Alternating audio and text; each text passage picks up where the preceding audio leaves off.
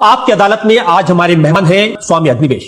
एक ऐसा भगवान है जो ग्लोबल वार्मिंग से पिघल जाता है, लोगों की भावनाओं मैं का क्या करूं, मैंने खुद देखा 2 साल पहले वो पूरा पिघल गया गर्मी से। एक तो ज्यादा तीर्थयात्री जाएंगे तो उसकी भी गर्मी होती है।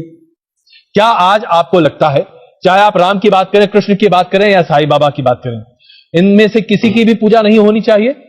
परमात्मा की प्रतिमा बता करके वो साईं की मूर्ति की करें तो बहुत ही गंदा गलत है, और राम और कृष्ण की भी करें तो ये राम और कृष्ण के साथ भी अन्याय है। राम और कृष्ण ईश्वर भक्त थे जी, उन्होंने कभी दावा नहीं किया कि मैं ईश्वर हूं और मेरी पूजा की जाए, ऐसी कोई बात नहीं है।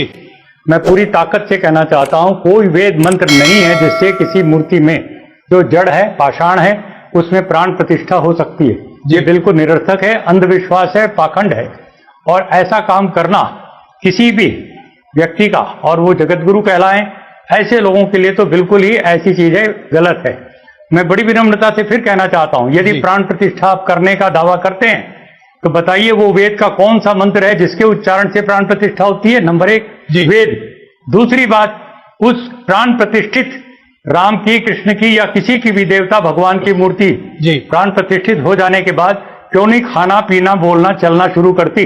जरा प्राणवान होने का थोड़ा सा तो परिचय दे। वो आपने बता दिया वो प्राणवंत हो गई मूर्ति जी। अब उसके बाद आपने लोगों की भीड़ इकट्ठी की और परमात्मा का अवतार पूजो जी, ये कह करके चढ़ावा इकट्ठा करना शुरू किया।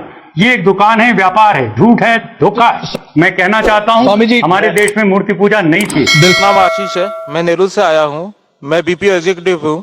मेरा आपसे एक सवाल है, इस्लाम में हर गुनाह माफ है, लेकिन शिर्क की माफी क्यों नहीं है?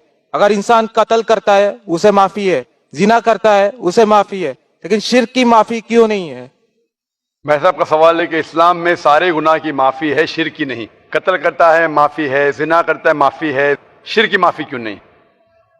आप कुरान मजीद के बारे में जिक्र कर रहे जो सूरह निसा में है, सूरह नंबर 4 आयत नंबर 48 और आयत नंबर 116।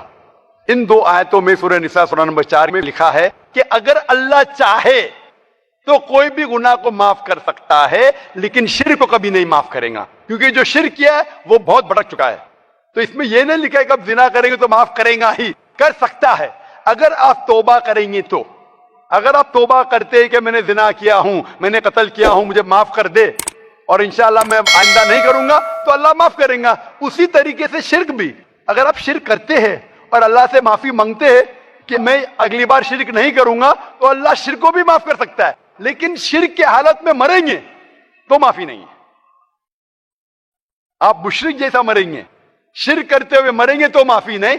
अगर आपने शिर्क किया, लाइक आज आप देख रहे हैं, कल भी परसों भी कितने गैर मुस्लिम बुत परस्ती करते थे, शिर्क करते थे, मूर्ति पूजा करते थे, अभी मुस्लिम बन गए। अल्लाह ताला बेशक माफ करेगा। और जिस दिन आप इस्लाम कबूल किए, आपके पिछले गुनाह सारे माफ, आपका स्लेट क्लीन।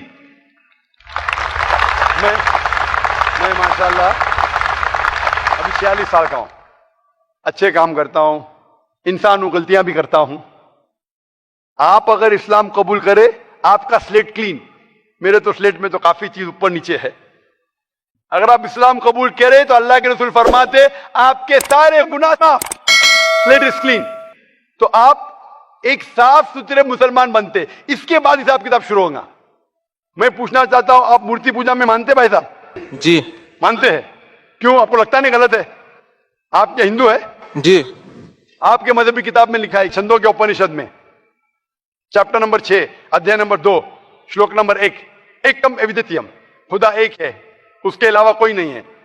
लिखा है श्वेता उपनिषद में अध्याय नंबर 6 मंत्र नंबर 9, नाचस्य कस्य जनिता न चदीपा, उस ईश्वर, उस भगवान का कोई रब नहीं, उसके कोई वालिदैन नहीं।